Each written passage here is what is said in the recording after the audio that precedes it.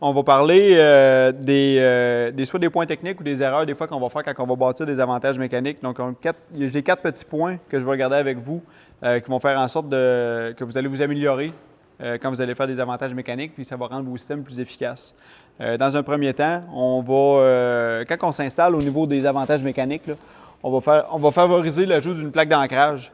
Ça va faire en sorte que on a plusieurs options. Si des fois on veut passer un nœud ou si on veut se mettre une poulie de déviation là, pour être capable de tirer à la perpendiculaire ou d'être capable de se bâtir des avantages mécaniques. Donc, on a plusieurs options sur notre plaque d'ancrage pour bâtir d'autres systèmes.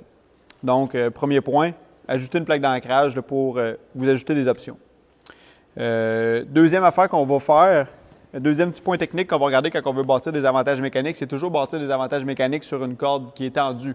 Donc, évitez qu'il y ait du mou sur vos cordages. Beaucoup plus facile de faire un avantage mécanique quand vos cordes sont tendues.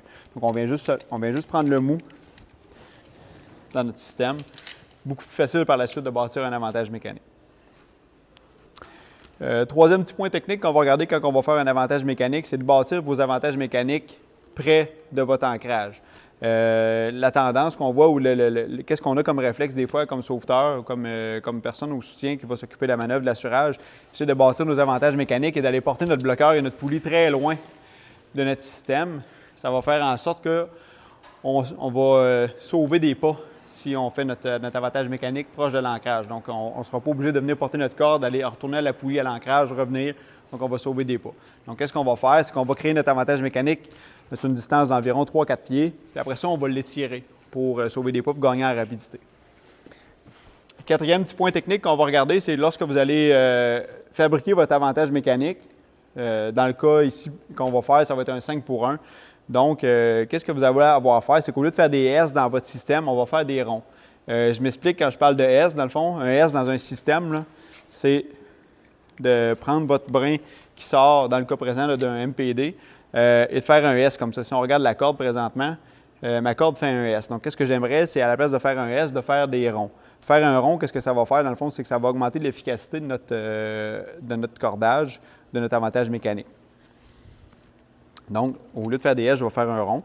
Donc, qu'est-ce que je vais faire? Je vais faire une demi-clé à l'envers pour venir passer ma corde dans ma poulie double présentement. Je reviens à mon ancrage, passer dans ma poulie simple. Et je retourne toujours en faisant des ronds jusqu'à ma poulie double. Et j'ai ma corde qui tire vers l'ancrage. Donc, vous voyez, dans mon système présentement, il n'y a aucune corde qui se croise. Donc, j'ai gardé mon principe de rond tout au long de la fabrication de mon ancrage. Par la suite, aussitôt que mon fabrication de mon avantage mécanique. Donc, aussitôt que mon avantage mécanique est fait, bien, par la suite, c'est là que je vais pouvoir venir l'étirer et je vais sauver du temps et des pas pour ensuite être capable d'hisser. Le dernier petit point technique qu'on va regarder, c'est lorsqu'on va hisser, soit en groupe ou seul, lorsqu'on va tirer sur notre avantage mécanique pour monter notre charge.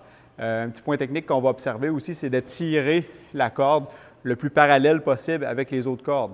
Qu'est-ce que ça va faire? C'est que ça maximise la courbure de votre poulie, donc le 180 degrés, ça va maximiser le 180 degrés. Et qu'est-ce que ça va faire? C'est qu'on va profiter pleinement de notre avantage mécanique au lieu de le réduire. C'est-à-dire que si je tire comme ça, je profite pleinement de mon avantage mécanique. Et si je tire ouvert comme ça, bien là, je ne profite pas pleinement de mon avantage mécanique 5 pour 1 à cause de la friction qui va se faire dans mon système. Donc, je viens perdre de la force. Donc là, si je tire comme ça présentement, je n'ai plus vraiment une efficacité d'un 5 pour 1. Donc, lorsque vous allez tirer sur votre cordage, tirez vraiment en parallèle comme ça pour maximiser votre avantage mécanique.